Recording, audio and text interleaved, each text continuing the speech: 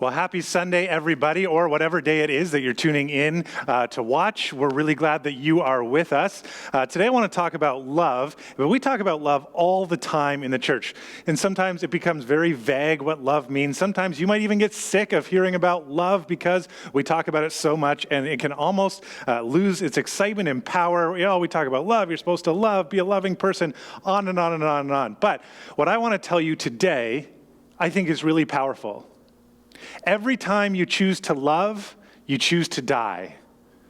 Now, I get it. That doesn't sound very uplifting, doesn't sound like a very cheery, happy message. But today as we go, I want to convince you that that is true. And I also want to look at the other side of that and let you know that every time you choose to love, you choose to live. But both of those statements are true and lead us actually to a really powerful principle about what it's like to follow Jesus. A number of weeks ago, we read a verse where Jesus is quoted as saying, "For whoever wants to save their life will lose it, but whoever loses their life for me and for the gospel will save it." And that's a little bit about what Jesus is talking about, this paradoxical or everything being turned on its head idea that if you really want to preserve your life, you need to give it away. If you're just trying to hold on to everything, then you're not really going to live. To really live, you need to die. And somebody on the chat, our live chat, when we broadcast that, reminded me of a Jim Elliot quote that really mirrors what Jesus was saying there. Jim Elliot was a missionary, and he has a famous quote where he says, "He is no fool who gives what he cannot keep to gain what he cannot lose," talking very much about what Jesus was talking about. If you want to save your life, you need to lose it. Jim Elliot always kind of hits a chord with me. A number of years ago, a bunch of us, a couple of times, from Westside, got to go on mission trip down to the jungle of Ecuador, and we actually got to stay in the village where Jim Elliot, who was a missionary in Ecuador, lived. Jim Elliot, he was in seminary, and he heard of this tribe who lived in the Ecuadorian jungle, the Huarani people, and he heard about them as a people who were very isolated. They were a very inclusive group. They were very violent towards outsiders.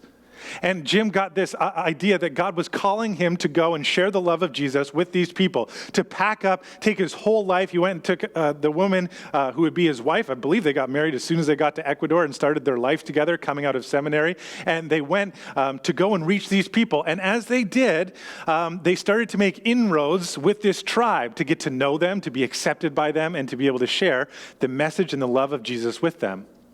But at one point, there was a group in this tribe that turned against him and some of the other missionaries that were with him, and they attacked him and killed him. He gave up his life, choosing to try and love these people. Gave up his entire life. Literally, he lost his life. He died, choosing to love these people.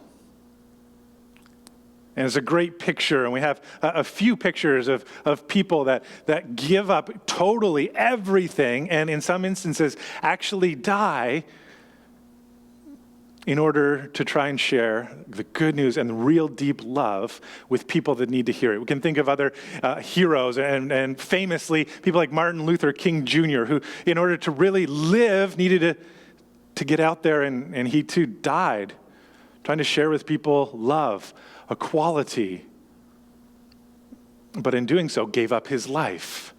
And I think those people, if they could talk to us and tell us, looking from the other side of their life as they knew it, would tell us that it was worth it, that really living means dying. And for many of us, not always actually dying physically, biologically, but for others, that is the case. And it really helps us to think through what Jesus was saying when he called us to follow him, to take up our cross, to be willing to lose our life so that we could gain real life. And the way that we do that is by choosing to love. Every time we choose to love, we choose to die in one sense. But every time we choose to love, we choose to live in the truest sense.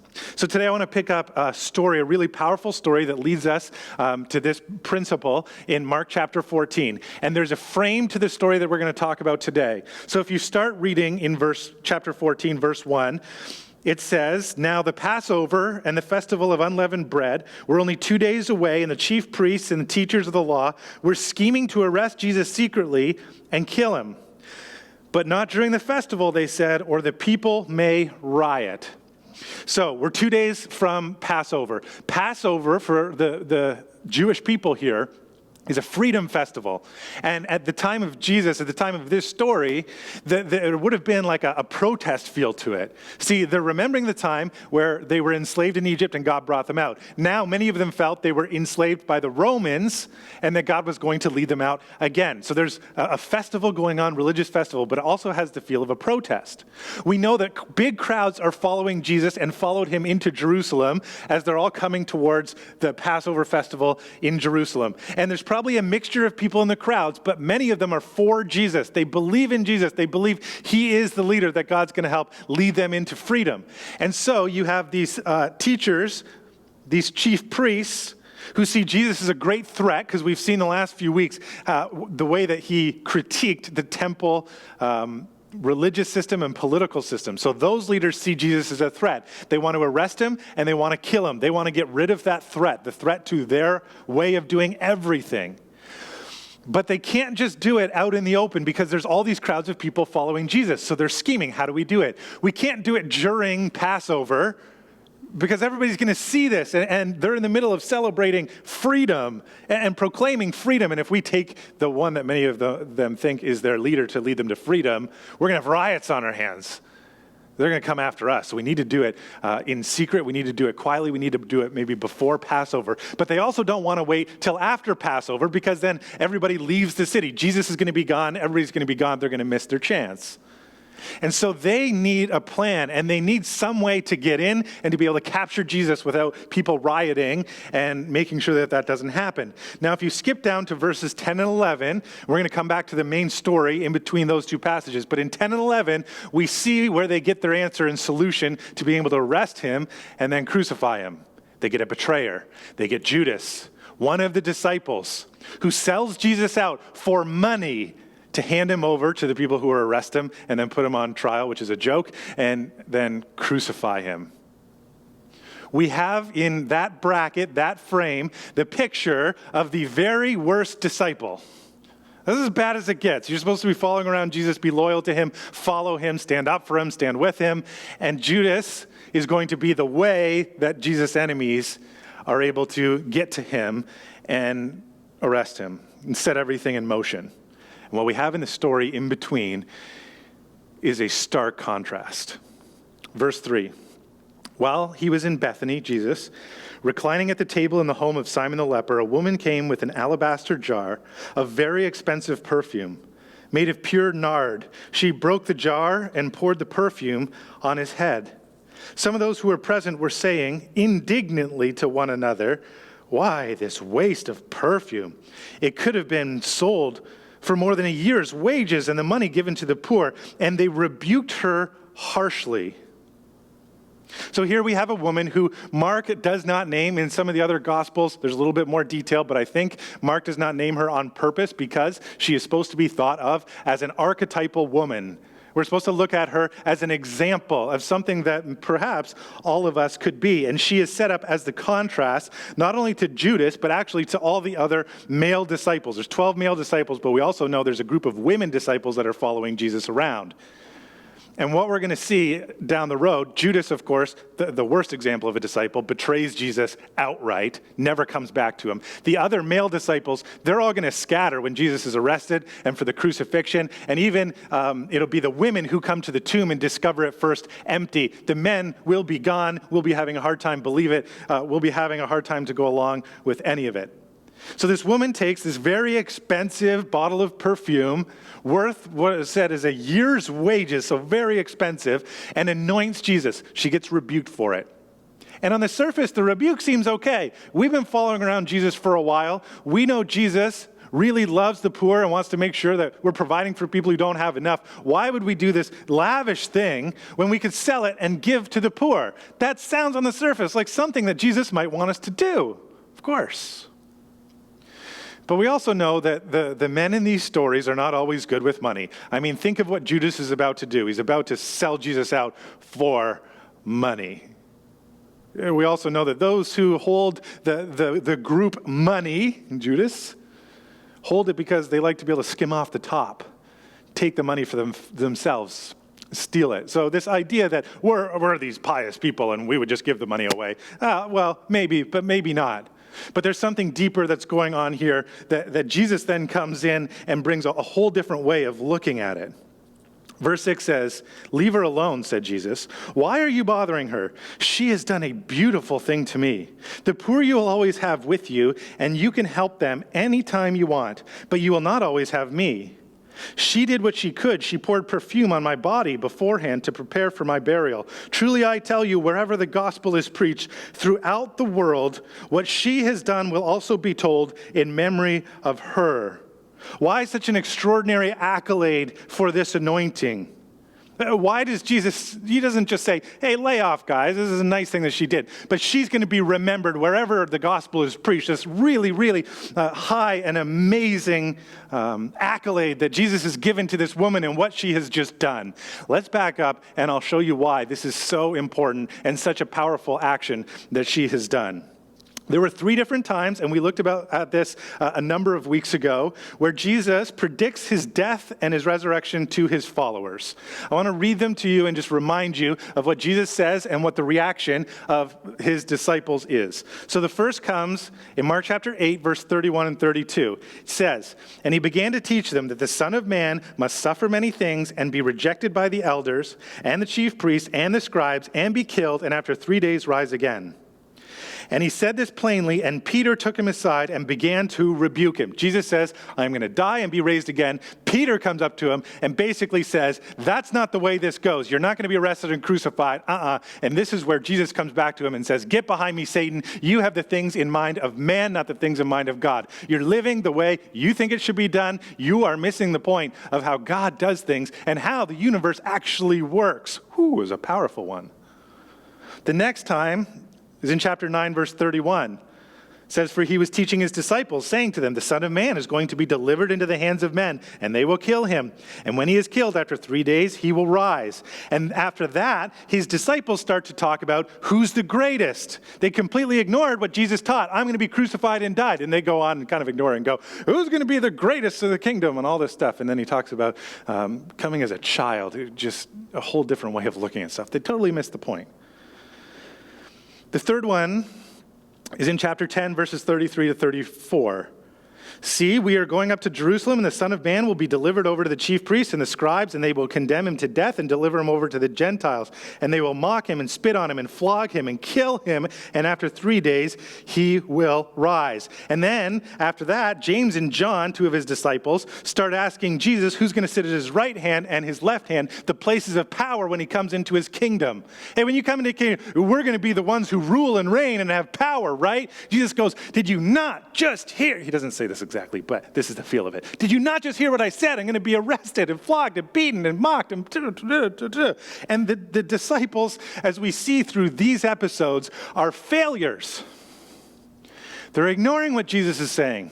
They don't understand what Jesus is saying. They don't seem to want to understand what Jesus is saying, that he's going to be crucified. All of these disciples are seen as failures to some extent, although we will see they do come back eventually, and there's this redemption. But up to this point in the story, they just can't get it. All of them are failing to understand Jesus saying, I am going to die and be resurrected, and this is the way my kingdom is coming in.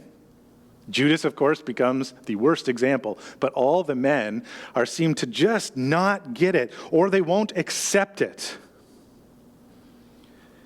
And now, look at this woman who anoints Jesus and catch the main point, the main reason why she's doing it, as Jesus tries to explain to these guys who are rebuking her.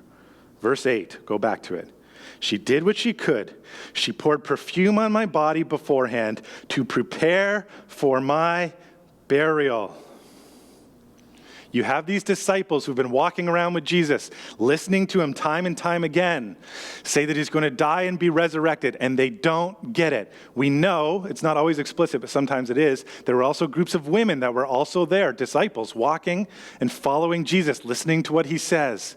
This unnamed woman for Mark is the first one that gets it and believes it.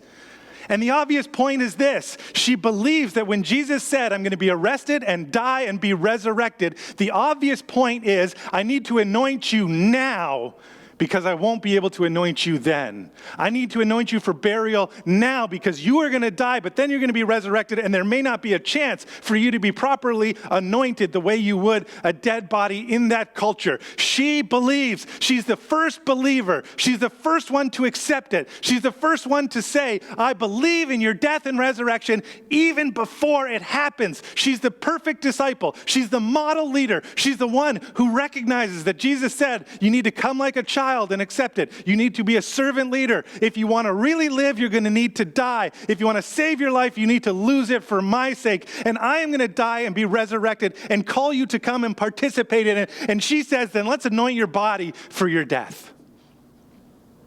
She gets it. She's the first one.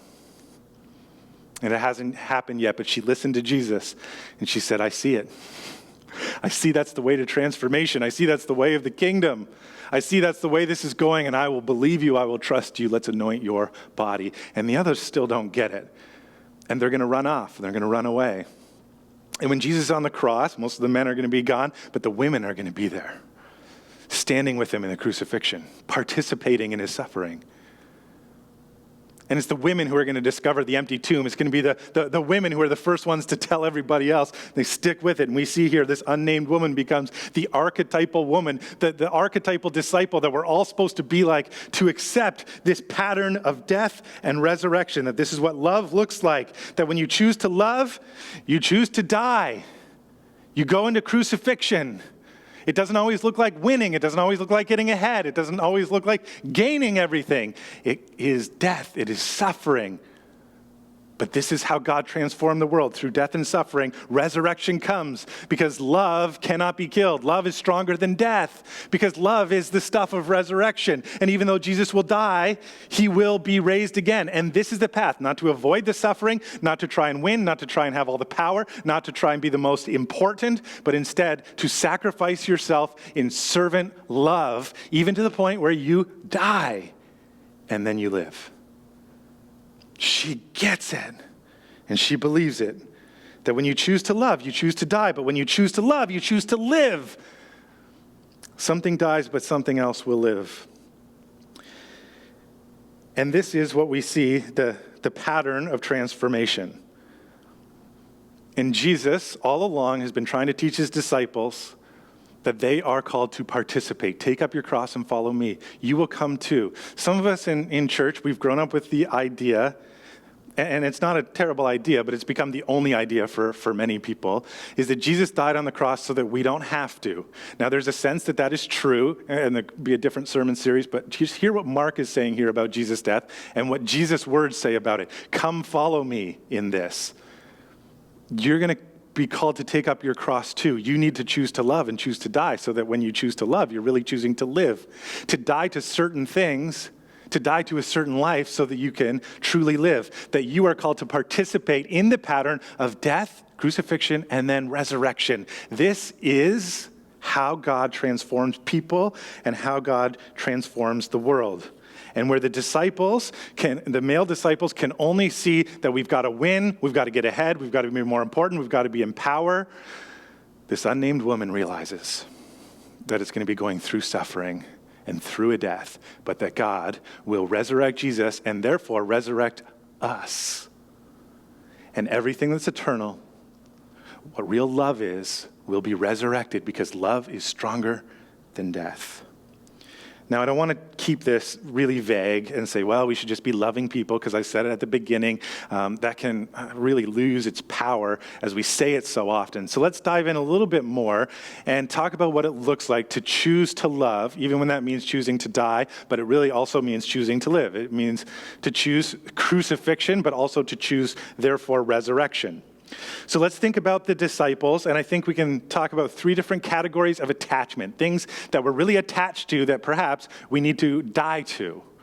And this probably covers a lot of ground in our lives. Maybe not everything, but a lot of ground these categories will cover in our lives. First one is for material gain. There are 3 layers of attachment. Number 1, material gain. So life is about, I need to get more, I need to have more, I need to save more, I need to hoard more, I need to be able to buy things, I need to have fancy stuff, all that stuff. So think of Judas, right? Being literally selling out Jesus He probably thinks, well, listen, this has gone far enough. Jesus is not going to win. It's inevitable that they're going to get him. I might as well profit from this. And we too might think that life is about profiting. Life is about having more stuff and more money and all the either security that comes with it or recognition that comes with it. My life looks flashy, the luxuries, the comfort. And this might be one of the attachments that we need to die to. My life is not about how much I can work and gain and get and have. Some of us need to die to that. We die to that by being generous people and say, man, to choose love is to choose to die to our greed, but it's choosing to live, to give to people in need, to give to the work of the gospel, to give to something that's much bigger than myself, and therefore to live to something bigger. The second one, we might talk about our attachment to self-importance.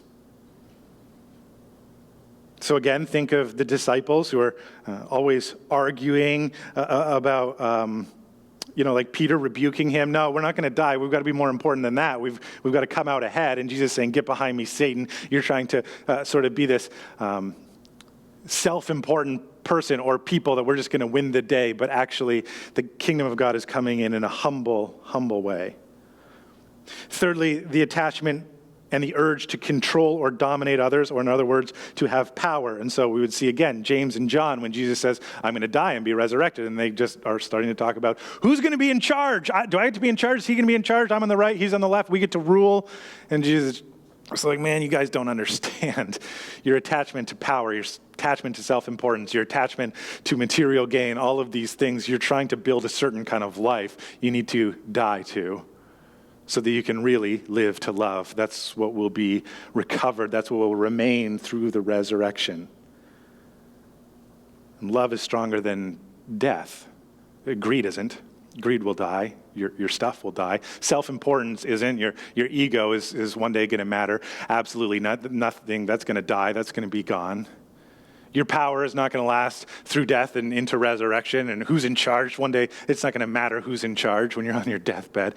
But love is stronger than death, and love will remain. And so now is the time to choose love and to choose the costly decision to die to some of these attachments.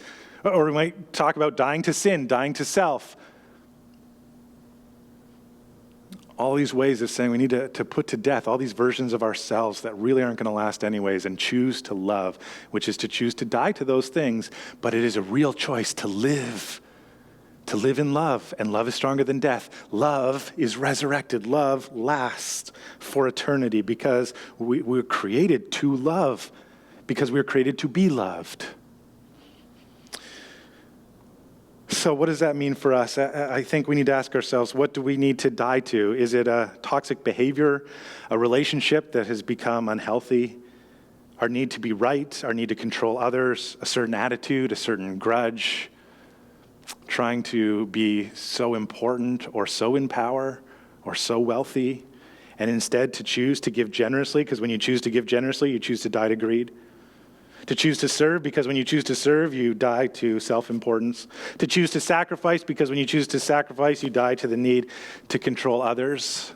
And there to see that Jesus shows us the way of transformation, and the way is crucifixion with the promise of resurrection. And the promise that everything that is good, everything that is in love will last. And that is the way the kingdom comes in small ways, where we talk about death metaphorically and even literally for Jesus in his actual death and some other people that we see.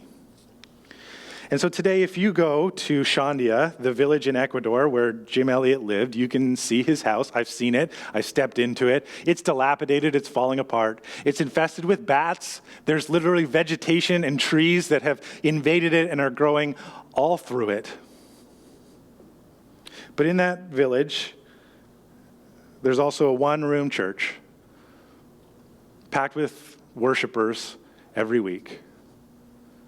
There's also now a center for training pastors who come from even more remote villages in the jungle to be able to come out to get trained and to go back into places that are still very isolated and to share the love and the message of Jesus to their family and their friends. And the message that they share is the message of Jim Elliot. It's the message of Jesus, that love is stronger than death, and death is swallowed up in resurrection.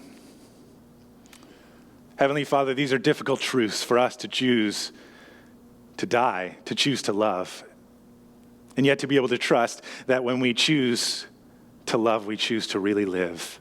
We choose the way of not only crucifixion, but also resurrection. In that is so much hope. God, would you help us in small ways and in big ways to choose the way of Jesus, to follow him, to take up our cross in the pattern of crucifixion and resurrection. In difficult moments where that really rocks us internally, God, would you give us strength and courage? Fill us up with the hope of your resurrection, and we pray that as we give our lives to you, that we would see you give your life to us. And we pray in the powerful and loving and sacrificial name of Jesus Christ. Amen.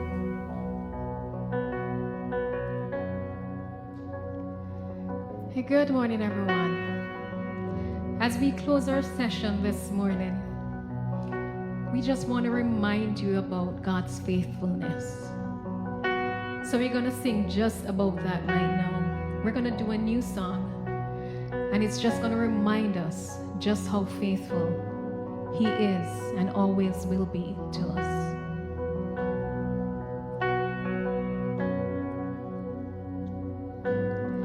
God of Abraham, you're the God of covenant and of faithful promises. Time and time again, you have proven you'll do just what you said. Though the storms may come and the winds may blow, I'll remain steadfast and let my heart learn when you speak a word, it will come to pass. Great is your faithfulness to me.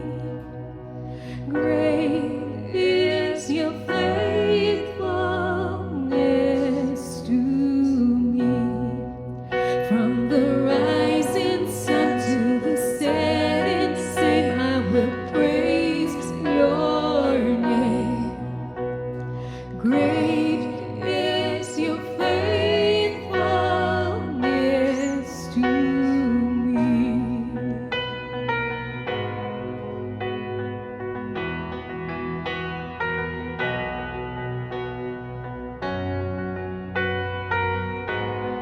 God, from age to age, though the earth may pass away, your word remains the same. Oh, your history can prove there's nothing you can do. You're faithful and true. Though the storms may come and the winds may blow, I'll remain steadfast and let my heart learn when you speak a word, it will come to pass. Great is your faithfulness to me. Great is your faithfulness to me. From the rising sun to the setting sun, I will praise your name. Great is your faithfulness to me.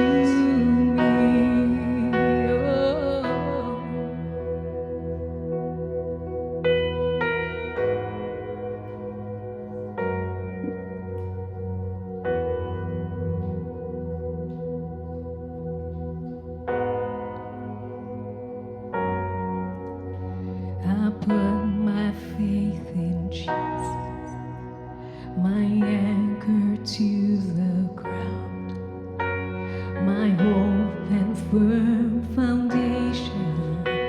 He'll never let me down. I put my faith in Jesus, my anchor to the ground, my hope and firm foundation. He'll never let me down. I put my faith in Jesus, my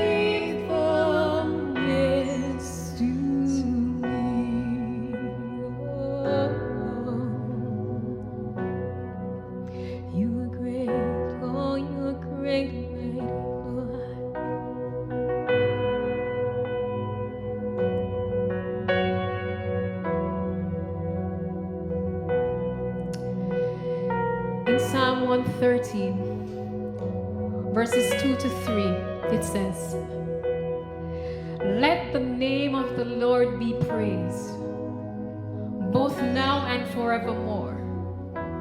From the rising of the sun to the place where it sets, the name of the Lord is to be praised." So this morning, let this word be our testimony.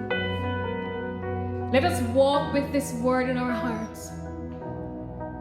Let us carry it through wherever we go this week. Just remember that God is to be praised.